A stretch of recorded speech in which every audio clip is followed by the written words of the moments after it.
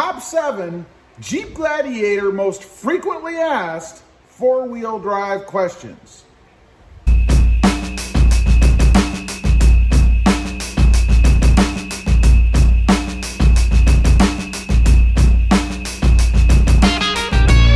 Good morning, everybody, and welcome back to Rob Motive JT.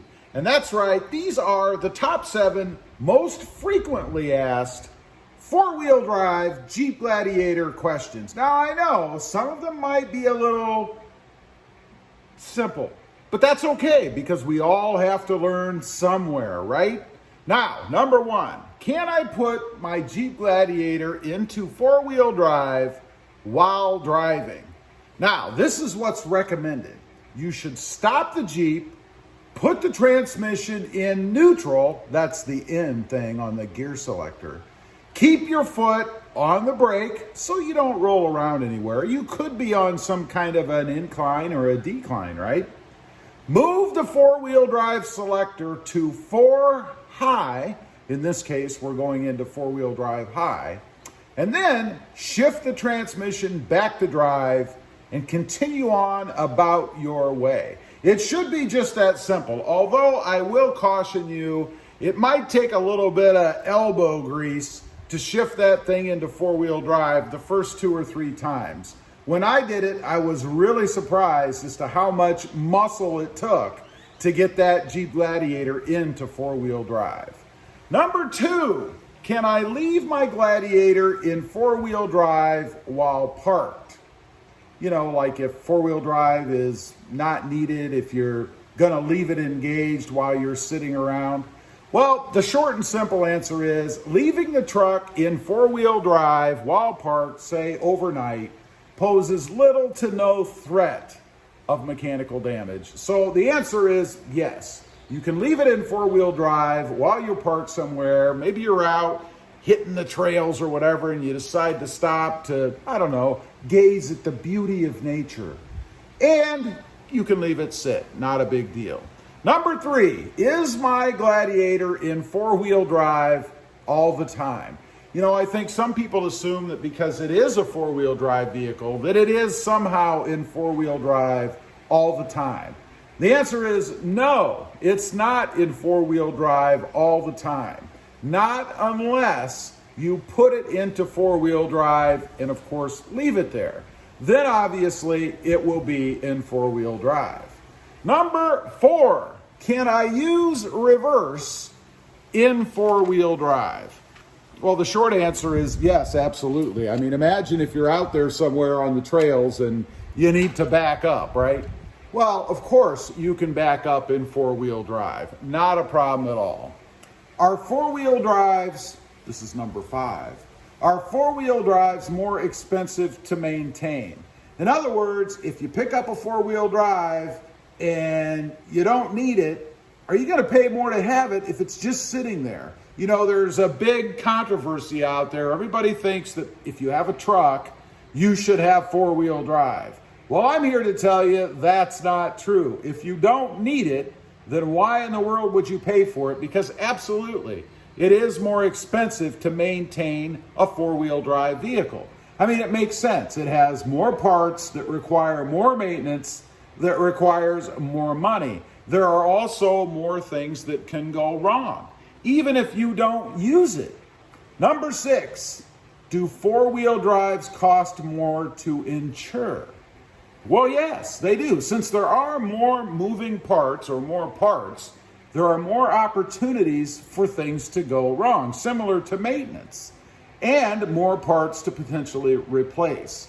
So obviously, insurance companies are going to charge more money for four-wheel drive vehicles. Now, there is a little caveat, another little part of this.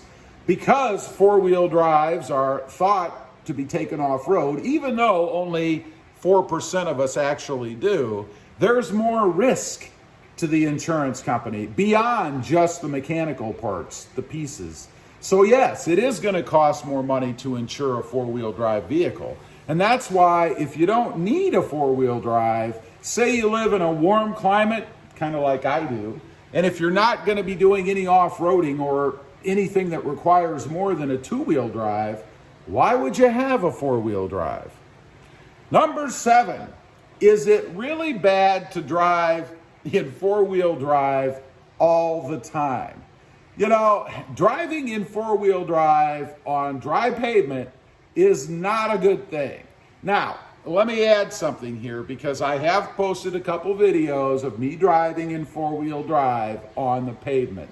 Now, the reason I've done that is because you need to put your four-wheel drive vehicle into four-wheel drive once in a while to keep everything all lubricated in there, to keep everything all meshed and working properly, right?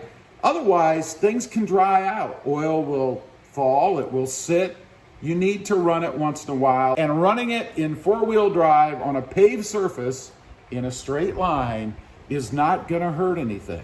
Just for a little bit, just to get everything circulating and keep everything lubricated.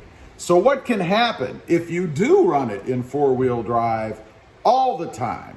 Well, it can break the front axles, it can shear the differential, it can even break apart the differential case. You know, a big, and now you've got pieces and parts of what used to be your perfectly fine four-wheel drive system laying out there all over the road. You definitely don't want to do that. But again, you should put it in four-wheel drive once in a while just to keep things lubricated. If you have access to something off-road, like a dirt road or somewhere where you can get some slippage, where four-wheel drive might be required, obviously it would be better to take it to that kind of terrain other than driving it on a pavement.